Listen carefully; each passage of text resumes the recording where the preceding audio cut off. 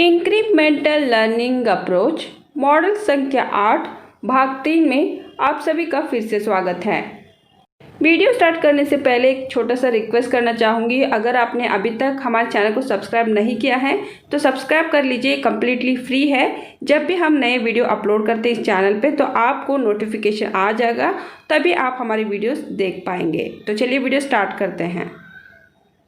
सबसे पहले हम समझेंगे 2 साल से अधिक उम्र के शिशु या शिशु खड़ा रह सकता है, उनकी ऊंचाई मापना कैसा है। प्रक्रिया 1। शिशु पीठ के सहारे बोर्ड से सटक कर खड़ा हो। उसका सिर, कंधा, कूल्हा और एड़ी खड़े बोर्ड के साथ पैनल को स्पर्श करना चाहिए, जैसा कि चित्र में दिखाया गया है। दूसरा, शरीर का वजन दोनों पैरों और कंधों पर समान रूप से बटा हो। तीसरा, शिशु के दोनों पैरों को एक साथ रखें ताकि दोनों घुटने और एड़ियां आपस में सटी हो। चौथा, शिशु के सिर को ऊपर एवं चेहरे को सामने की तरफ सीधा रखें। पांचवा, उसकी आंखें सीधी यानी जमीन के समानांतर स्तर पर देख रही हो, इस बात का ध्यान रखें। छठा, अपने दूसरे हाथ की मदद से हेडबोर्ड को शिशु के सिर के सबसे ऊपरी भाग पर बालों को हल्का दबाते हुए आराम से स्थिर रखें। नौवां, आंख के स्तर पर माप लें। 10वां, शिशु की ऊंचाई अंतिम 0.1 सेंटीमीटर तक मापें और तुरंत दर्ज करें। आंकड़े को पूर्ण संख्या में दर्ज न करें। 11वां, इस ऊंचाई की माप को दर्ज करने के बाद पुष्टि के लिए एक बार फिर से ऊंचाई की माप लें। अगर दोनों माप में अंतर है तो वास्तविक ऊंचाई की पुष्टि करने के लिए तीसरी बार शिशु की ऊंचाई मापें। अभी तक हमने समझा 2 साल से अधिक उम्र के शिशु या जो शिशु खड़ा रह सकता है उनकी ऊंचाई कैसे मापेंगे, उसकी प्रक्रिया के बारे में। अब समझते हैं सावधानियां क्या क्या बरतनी हैं। 1. स्टेडियोमीटर को ठोस एवं एक समान स्तर वाले सपाट स्तर पर दीवार से सटाकर रखें। दूसरा, सही माप के लिए जूते और मोजे निकाल लें। इसके अलावा बाल में छोटी क्लिप, टोपी इत्यादि को जो माप लेते वक्त बीच में आए उसे हटा दें। तीसरा, यह ज़रूर सुनिश्चित करें कि शिशु अपनी स्थिति नहीं बदल रहा हो। चौथा, यदि शिशु बीमार हो, शारीरिक रूप से विकृत हो या जो माप लेने में बाधा उत्पन्न करे तो उसका माप न लें।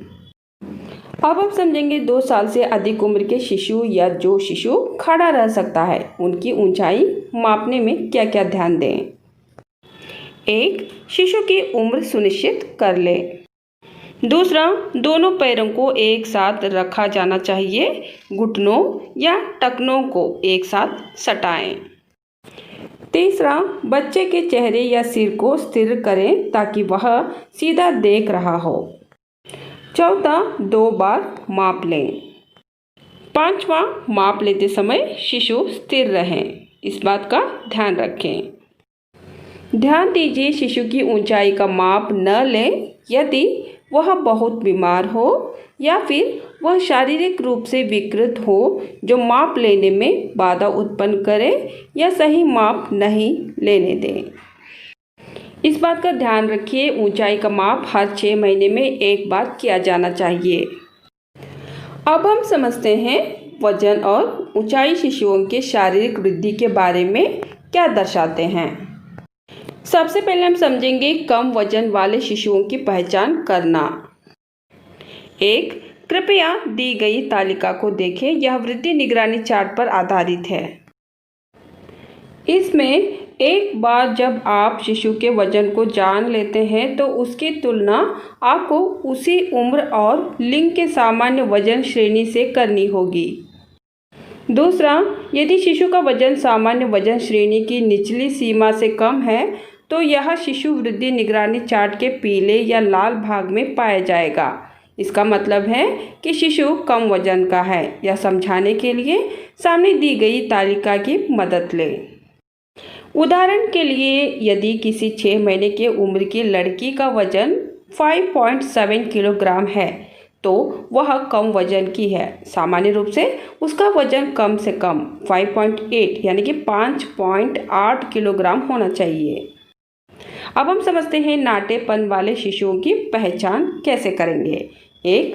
उम्र और लिंग के अनुसार शिशु की ऊंचाई की तुलना करें। दूसरा, यदि शिशु की ऊंचाई निर्धारित मानक से नीचे है तो यह शिशु नाटा है। उदाहरण के लिए, यदि किसी 6 महीने की उम्र की लड़की की लंबाई 59 सेंटीमीटर है तो वह नाटी है। उसकी ऊंचाई कम से कम 61.2 सेंटीमीटर होना चाहिए।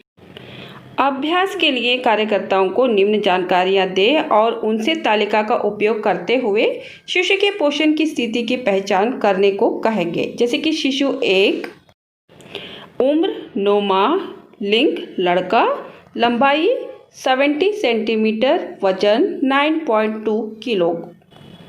शिशु 2, उम्र 12 माह, लिंग लड़की, लंबाई 64 सेंटीमीटर, वजन 6.5 किलो। जांच करें कि क्या कार्यकर्ताओं शिशुओं की पोषण की स्थिति पहचान करने में सक्षम हैं।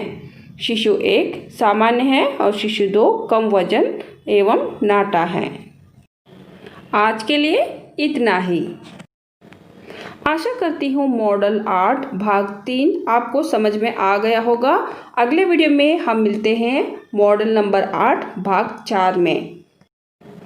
वीडियो पसंद आ रही है तो प्लीज़ लाइक ज़रूर कीजिएगा। आपका एक लाइक काफ़ी मायने रखता है हमारे लिए। मैं अगले वीडियो में मिलती हूँ, तब तक के लिए धन्यवाद।